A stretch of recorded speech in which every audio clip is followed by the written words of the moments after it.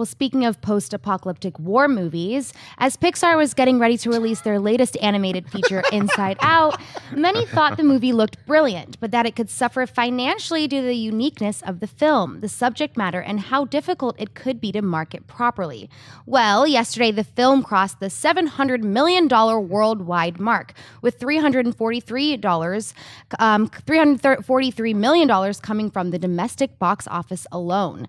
The number will get bigger as it still hasn't opened yet in Denmark, Finland, Sweden, Singapore, Germany, Italy, and China, which it will be very soon.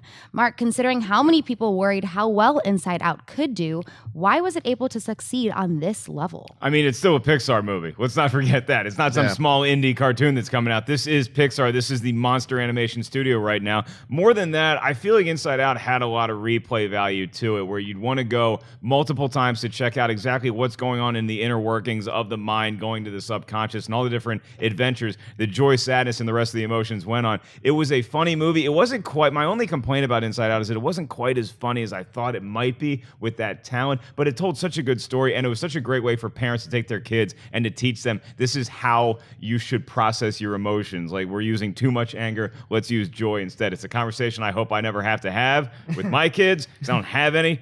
Like to keep it that way. But the movie itself, I thought was phenomenal, and it deserved the repeat business it got. Yeah, I'm very pleasantly surprised at the success, because it still is right now my favorite movie of the year. I think this is the best movie of the year so far up to this point. But even after I saw, 2 years ago, I saw the first 15 minutes in CinemaCon in Las Vegas, and I was blown away by it, completely blown away by it, knew it was going to be good, but that it was going to have a really hard time selling. This is an odd concept to sell to the public. And I remember the same kind of conversations came out when WALL-E was coming out. A lot of people thought, yeah, I don't know, the thing doesn't even talk, and what's going on? Can you sell this? And we know how WALL-E did. I think just word of mouth about how quality this movie is got out. I think you're absolutely right about the rewatchability of it, because I know I went back and watched it several times at the same time. And on top of that, I think people like myself do underestimate the power, even amongst average film fans, that the name Pixar brings along with it. And so while somebody like me, I thought maybe tops, honestly, I thought Pixar should be happy if this movie hits 400 million worldwide, which is a huge mega hit. But at 700 million, I didn't think it would do that, simply because of how hard it is to market a film like this. Now, Schnepp, are you surprised by it, or why do you think it was able to succeed? I mean, I'm surprised by it. I saw it, and I thought it was okay. It was like, to me, I didn't like it as much as all these other Pixar movies. It's still a good film, but when you say the word Pixar, you equate it to like Toy Story 3 or Up, or like all these amazing films that are like of this upper quality. And this was, to me at least, a little too simplistic when you're talking about the mind. Whatever, I'm a super nerd or whatever you want to say. It's like it like that every single brain had the same set of these 5 emotions. It just bothered me. So what, aside from these minor quibbles, you might say, I like the ghost friend. What was his name? Oingo, Boingo, or Bing Bong. Bing Bong. Sorry, Bing Bong. Who's your friend? Boingo. Bing Bong, Bing Bong. An imaginary, but he's not a ghost. He's Yeah, like Casper.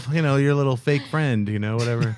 I never had a ghost. He was friend, real to dude. me, and he made a lot of people cry in the theater I saw yes, it. he did. Bing Bong got me a little emotional now that I'm thinking back about it. With the little whoo, boom. Take her to the moon for me. Take her to the moon, right? Richard Kind, your favorite actor, right, Mark? Richard Kind's great. He's hilarious. You guys drink Coors Light together, right? He's from New Jersey. I think he hits the hard stuff. He's hitting it hard. So yeah, I mean, I was actually surprised that it made this much money, but good for them. I love it when quality companies make a lot of money, because that means they're going to make more movies. So, Sinead, did you have a chance to see? did. What did you think about it? Well, when you were saying the word of mouth, I spoke to you and you were raving about it, and I went and watched it that day because I was like, oh my gosh, this movie has to be amazing. I thought it was okay. Really? I really did. I liked it. I've watched it twice. I liked it. It's an easy movie to watch, but I think that's kind of why I thought it was okay, because it is pretty simple, and each of those emotions having the same vibe, that bugged me too. I don't know why, but I was like, wait.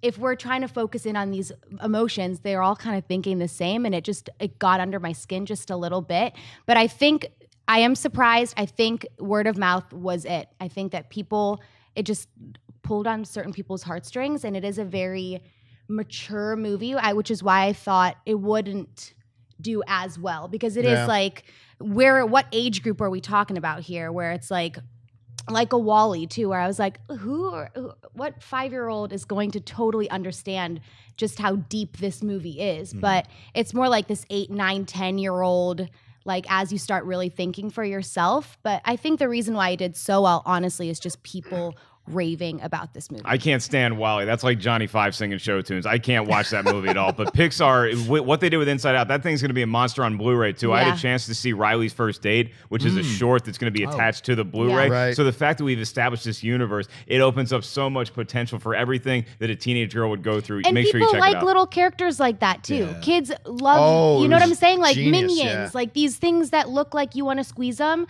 I swear to God, like that has got to be a huge part of like the success of some of these movies, because that's like toys just waiting to happen, you know? There's a sequence in the film, I won't say where it happens, but where we kind of zoom into everybody else's mind and we get a little moment. Oh my gosh. I gotta say that was like my favorite part of the film, and without spoilers or anything, it was like I wish they had so much more of that, especially the sequence with the cats. Like it's so that made so much that whole sense sequence. to me. I thought there were a number of good laughs throughout the film, but to me the hardest laugh I had, and I won't say the setup for it, but girl. That for those of you who've seen the movie, you know what I'm talking about. I almost fell out of my seat. I was laughing so hard at that. Yeah.